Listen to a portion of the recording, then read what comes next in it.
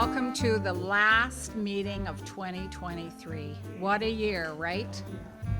So this is mostly going to be a social meeting. We're going to discuss very little business and then we're going to party. Okay, so this is essentially a Christmas meeting, and so we got together yesterday and did a little bit of decorating in here, and Shirley very kindly lent us some artwork that she's made over the years. So you'll see 2 pictures up on the wall and 2 pictures on the table, and those pieces are all pieces that Shirley's made over the years. It's called paper toll. Is that correct, Cheryl? Yeah. So do you want to tell them a little bit about them? No. It's just a course I took, and I did the little girl one for my granddaughter, and the little boy one for obviously my grandson. And then I got more into real life pictures, so I've done my mom and dad's wedding picture, and I've done Morris with his car, and that is where my heart is to do people that I know. Yeah. So some of the other stuff on that table, you'll see the backboard that has a bunch of like cards on it. Those are Christmas cards that I have made over the years. And I've made lots more than that, but I just put a smattering of different ones that I've done so that you can see. And anybody can do this. It's not cheap to reproduce them though, so I don't know how many more years I'm gonna do hand-painted cards because it's just getting way too expensive. But also the 4-foot Santa is another hand-painted piece by moi. He's 30 years old. I did him when I was living on the mainland. And the smaller Santa in front of him is also made by me. We had a class at my studio, and this lady showed us how to make our own Santas and use our own fabrics and all the accessories and stuff that go with it. So you can have lots of fun with it. You have to go to the thrift store and buy kids' shoes and kids' pants and, you know, make a little velvet cape or something. And if you're lucky enough to have a piece of fur or even phony fur to put on as his hat. So that was quite interesting. And then on the far left, there is what looks like a gourd, because it is. And I decided to make him look like a Santa too. So those are all of my things. Now, Morris, would you like to tell them about the cracker on the table? No, I bought it from my parents, and I think it was 1958, 1960, something like that, and it's never been opened. And Cheryl's mother used to drive her insane because she always wanted to see what was in it and try and pull it. So we've had it in the family for years, and it's getting pretty fragile now, but it's still there. I've never seen one that big. Yeah, I never have either. I don't even know where I got it from. I think it was the old Eaton store, actually. Could be, yeah. Yeah. Yeah, So it's going to go for posterity. Nobody's ever going to know, right? that's right. That's right. Good on There's you. probably nothing in it. There's probably something really special in it. Gary, do you want to start with your stories?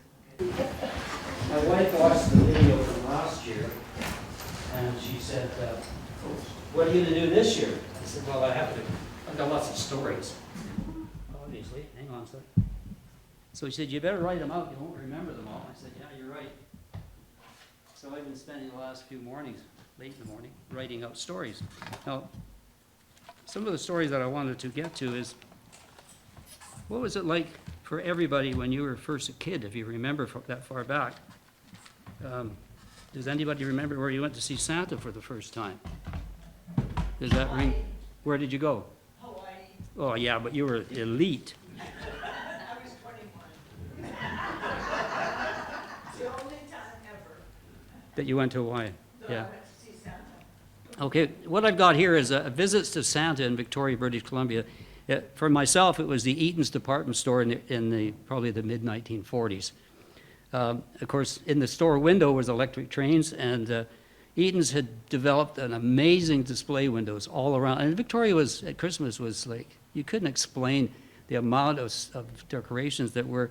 The window on Douglas Street at the corner of View and Douglas, of course, was a masterful creation of the Arctic. I mean, it looks like you're in the North Pole.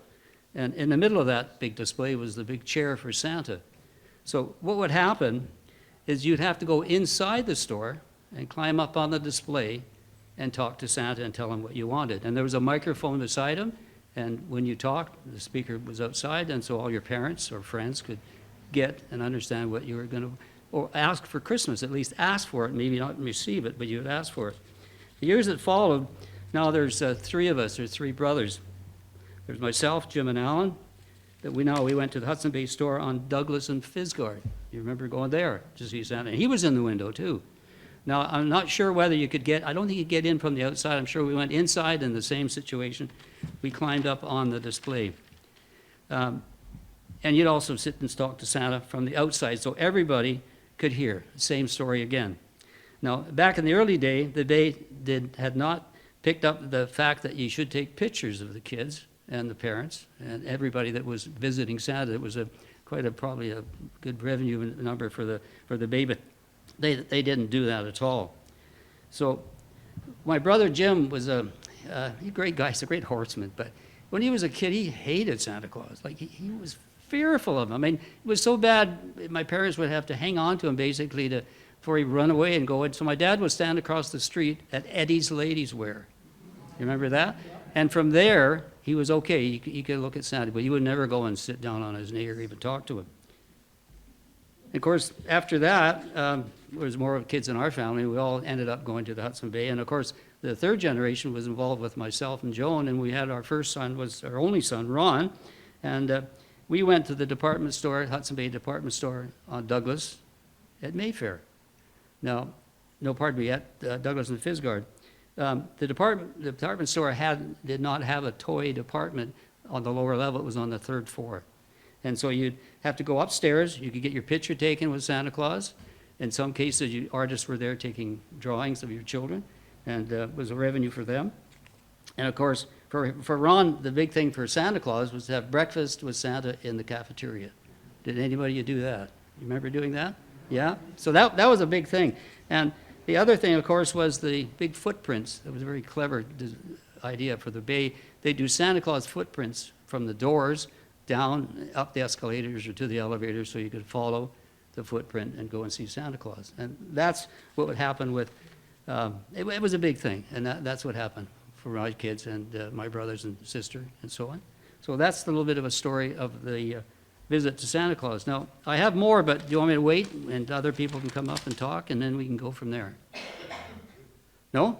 Okay.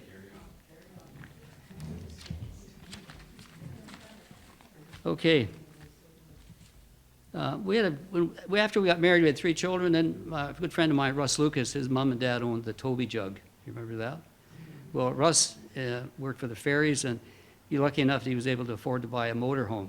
Not a big motorhome, but a small one. And we were having coffee one day, and he said, where are you going for Christmas? I said, oh, Victoria, why? He said, I talked to Joan, and she said she'd certainly like to go to Disneyland. So I thought, Disneyland? You got to be kidding. With 3 kids, how are we going to go to Disneyland? So he said, well, what you're going to do is you're going to take my motorhome and drive to Disneyland. Okay, so does Joan know about this? And I said, well, I didn't say totally. I talked about it with her, and I'm sure if she said, hey, let's go to Disneyland, we'll go. So I said, well, what do you think? She said, let's go. So we teamed up with 3 other couples, actually. Larry, Kent, and family. Do we remember Larry Kent? Don remembers Larry. We used to call him Steamer, right? Because he had built lots of steam engines, and the kid, well, he became known as Steamer. And of course, we headed down I-5, keeping in touch with each other with CB radios. Now, we all remember those, all the handles that everybody had. And the kids love to get on CB radios if they can hear their voices. And so for the whole trip to we'd stayed at rest stops, trying to keep together as best we could. And the best stop we had was at Mount Shasta. That's in Northern California. And I talked to a guy the other day, and he said, I went down to California one time, and I got caught in a snowstorm. I think it was Nori, I think. Just lately he was going down there a couple of years ago. And there's lots of snow, and one thing about Russ's motorhome, it had a generator. And the other 2 couples had campers. and no generator, so we had the fortunate generator, so we fired it up in the rest stop and made breakfast, so we could make toast and bacon and eggs, and there's about 4 to 5 inches of snow in the stop. And of course, the kids had snowball fights. That was a big thing. They were soaking wet, but they didn't care. They're running all over the place, having a great time. So we left Mount Shasta, heading down towards San Francisco. And we weren't actually going to go all the way with them. The reason we couldn't go all the way with them, because we had a piece of fragile artwork, and that was a gift to Darwin, a very close friend of Darrell and Sandy Foster.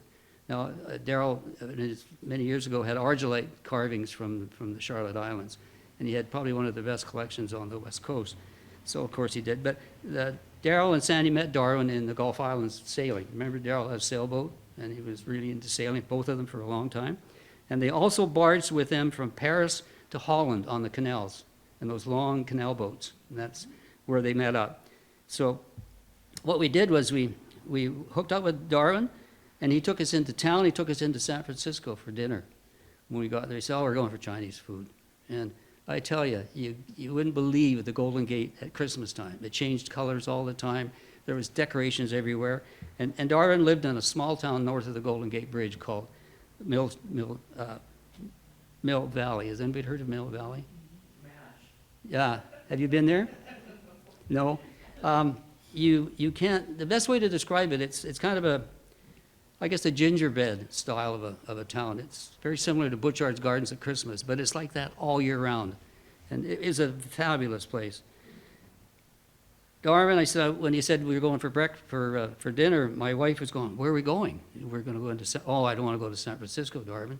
The crime rate is horrible." And Joan was really worried about all the bad dudes that were in the city of San Francisco. So, while we went, guess what? There was none of them. We didn't have any problems with crime. We kept looking for it, but we couldn't find it. Darwin was a FM radio announcer in the city, so he knew everybody in the downtown core, especially in Chinatown. So we had a great visit there. And then when we left Mill Valley the next day before Christmas, we were heading out for the Disneyland Hotel. We decided if we're going to go all the way, let's for one time stay at the Disneyland Hotel. So that's what we did. We spent a lot of time, of course, on Christmas Day going through the displays, and as you know, Disney puts on a great show. But again, Joan said, "I don't know about this Christmas in Disneyland. It's 86 degrees. You're wearing shorts and sunglasses and you're sweating." She goes, "I'll never leave home at Christmas again. I always want to stay and be cold. It's not the same." Well, look what we have. What would it be like now if it was 86 degrees outside? You wouldn't be too happy, I'm sure, even though you're wearing lots and lots of clothing. So we enjoyed everything at the Disneyland show, and the following morning on Boxing Day, Larry called from San Diego, California, and his big loud voice said, "Merry Christmas to everybody. How you doing?" I said, "We're having a great time. How about you?" Well, he said, "I had a small issue in San Diego," he said, "but I got over it. I drove my truck and camper under the side, underneath the hotel, and it got jammed in. I got stuck.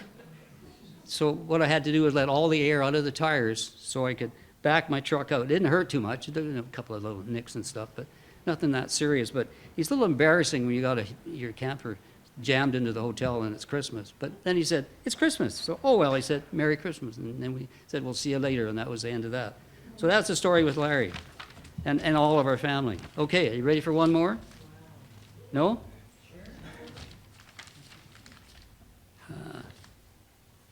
Hang on.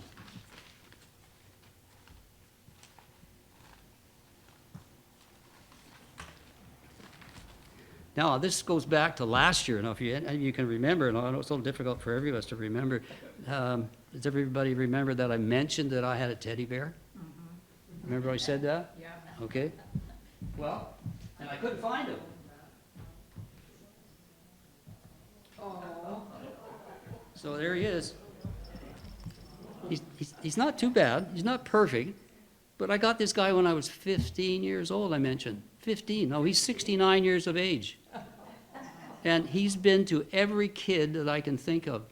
Family, cousins, aunts, and all ages have had this teddy bear. Some days I didn't know where he was. And as I mentioned, I couldn't find him. He was he's in a box, I guess, somewhere from the move when we came back from Piers Island. But I was looking for him, but I found him. And so when I brought the bear up into the kitchen, Joan said to me, "Looks like he's been in a train wreck." I mean, it really did. I mean, look, his legs aren't the greatest, hips aren't the best, ears are a little floppy. You know, whose isn't? So I said, she said he needs a bath. And so I gave him a bath. Joan said, "Well, if you're going to give him a bath, what are you going to do with him?" I said, "Well, I got to take him back to the Royal Oak Group because I told everybody that I had him." Hang on. No, that's the next thing. You guys will have to come up with a name maybe. Joan said, "Look, I'll get my sewing basket and start mending," because he's even got a little, oh, she did that this morning. But he was horrible. I mean, he would look, you can't imagine how bad I'm sure dogs have dragged it around people's houses. You know what kids are with their dogs, they throw, I mean, our kids when they were small, well, not small, they were old enough to get upset with each other. I would take finger puppets and go, and you know how kids slam doors? You know, they slam, girls especially, get mad and slam the door. Well, our oldest daughter was great at slamming the door. But I could get around her by going down with a hand puppet and I'd just put my hand around the door and she'd be laying in bed. And I'd talk to her with this puppet. And you wouldn't believe, they still remember that. Every time it's Christmas, they go, "You and those damn hand puppets." I said, how can I be mad when there's a puppet talking to me? So possibly the same thing when it becomes a bear. So one of the things he had wrong with him, he had one of his eyes were missing. So we said, "Well, we got one eye missing. You can't see a heck of a lot." I did get him back one time with, you know, on loose leaf paper, you got those little circles you start where you rip the loose. There was a couple on him one time. That's how he came back. People repaired him. Said, "I can't give it back looking terrible." So especially no eyes, especially that. So he ended up with 2 eyes. Now he can see all of his friends, and I'm sure all the kids can attest to that. In his 69-year-old career, he's probably been with between 40 to 50 kids that I can think of. And I don't know, I mean, people have him, and I mean, a year or 6 months, I didn't get him back. So who did they give him to? But how did I don't know how I got it back, quite honestly. I think maybe my sister had it, I'm not sure, for her kids. And teddy bears are heroes to every kid in the world. We all know that, especially at Christmas. And you know, the police departments use teddy bears now to slow the kid when the kids are unhappy or there's an incident in the family. They go to the police at the house or something. So they always have bears to take with them. So this is what this guy does. So I'd like to thank everybody that watches our Royal Oak Schoolyard on television. Of course, it's a great thing. I get people every night. "Is that you? Was that you talking?" I go, "Yeah." And who was the other? I thought I knew a couple of those other people too. And I said, "Yeah, we all, as much as we can, we come and try and talk about our family and what we have done or haven't done." And I think that's a real big issue. And we certainly thank Shaw for doing what they're doing and Paul for coming out every meeting we have and just film our speakers so that we can give some more and more interesting talks to everybody and get everybody familiar. Look how many people are here today. I don't know whether we broke a record for the amount of people. I think we're close. I think we're pretty well at that point. So as a club, I'm going to just wish everybody a very happy New Year and a Merry Christmas. And everybody, well, all the health in the world. And as we said, Barb and I have talked about phoning some neighbors, and you haven't seen them for a while. And just like us, I phoned a few people, but I didn't have time to phone as many as I wanted to. But if you're sitting home one night wondering, what the heck can I do? Just phone one of the members and ask them how they're doing. Don't wait till they come to the meeting next time, because that's often what happens. So with that, if you can come up with a name for this guy. Can we pass them around? Oh, you sure can. Solid. Yeah. I was surprised that he hasn't got any, his hips aren't gone. You know, they're in pretty good shape. We gave him a necktie. Be stuffed with Cape Cod. I had a bear that was exactly the same as that. Really? Mine kind of, Is it kind of tough shape? it's long gone. Yeah. Yeah. I had to bath him twice, carefully, because I didn't know what was going to happen to the outside of him. But I couldn't spend too much time. His ears are a little tarnished, but I can't imagine where he's been. But yeah. Where's my, so we're having this ugly Christmas sweater contest. And so could we get the people that are participating to line up here so that we can have some judgment? Not that we're judging you, it's just your costume. Would you please, madame, go in the center and give us a twirl? You know, like There's no poll. I do have a funny story. It says just lit. okay. Our daughter works for Minister Farnworth, and he's in charge of cannabis and policing, so she's gonna wear this to work. Okay. There we go.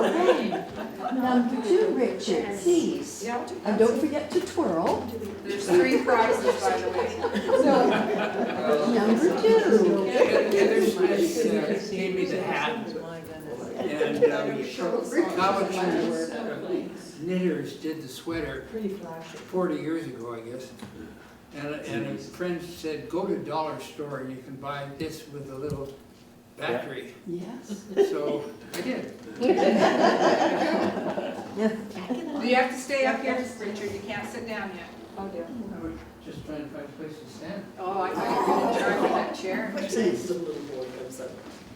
So I didn't really have a Christmas sweater, but I had this lovely red sweater my daughter gave me, and I wear it when I see her. And so I looked at the color, the only thing I had was red, and I have my usual Christmas necklace I wear, and then the Grinch I wear throughout the season, because I'm a Grinch. And do you twirl? Oh, took her off. I Thank didn't you. There you go. There you go. Thank you, ma'am. You're up. I'm big the center potential, you can go back down. I have a story too. I don't wear red. I didn't have a red Christmas sweater. So I said to my girlfriend, can you give me your ugliest sweater? And she gave me this and I said, I don't even want to see the rest of your wardrobe.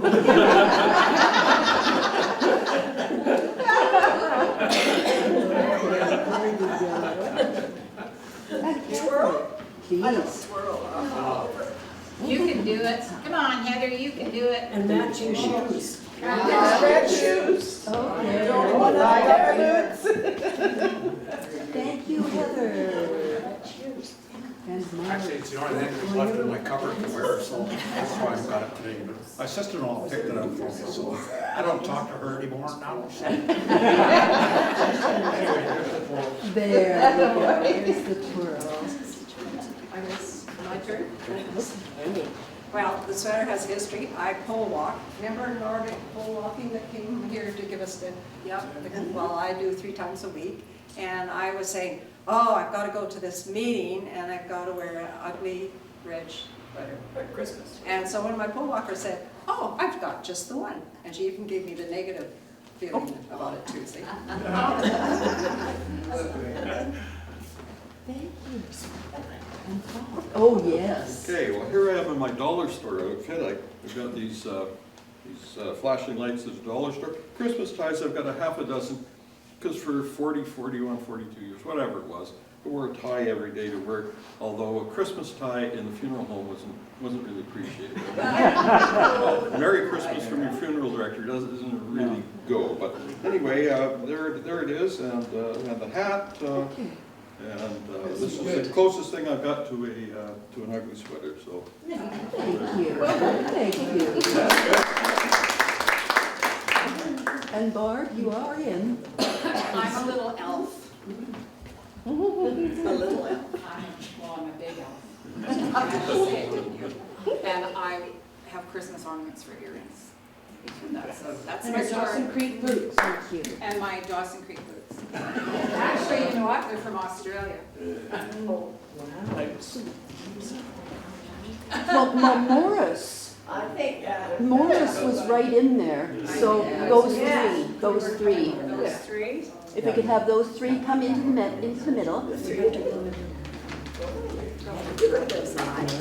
haven't been in the middle for a long time. 2 prizes for 1 family.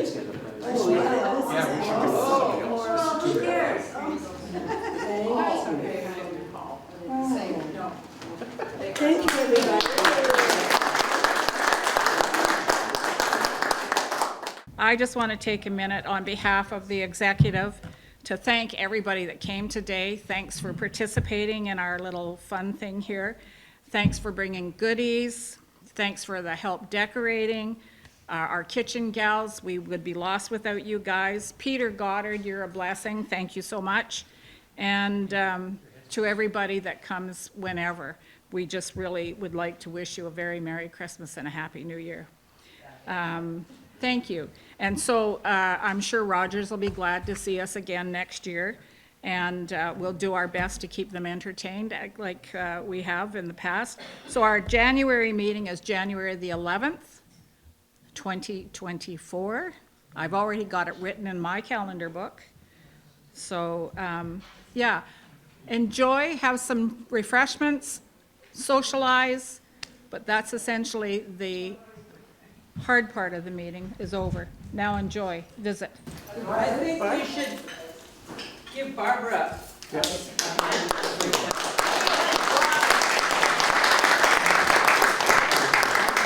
Has brought this organization from life support to actively growing, and without her it wouldn't have happened. Thank you. Yeah. Don. I think we should give Paul a big round of Oh, applause. huge.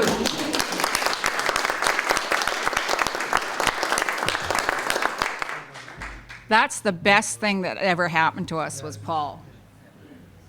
Without a doubt, you're the best. And we can blame Gary. Well, Paul approached Gary. Yeah. So, yeah. Yeah, so enjoy, everybody. Have some refreshments. And Paul's going to take some shots of different things while we're having refreshments. And hopefully he's going to join us and have refreshments too. And I hope you all have a very Merry Christmas.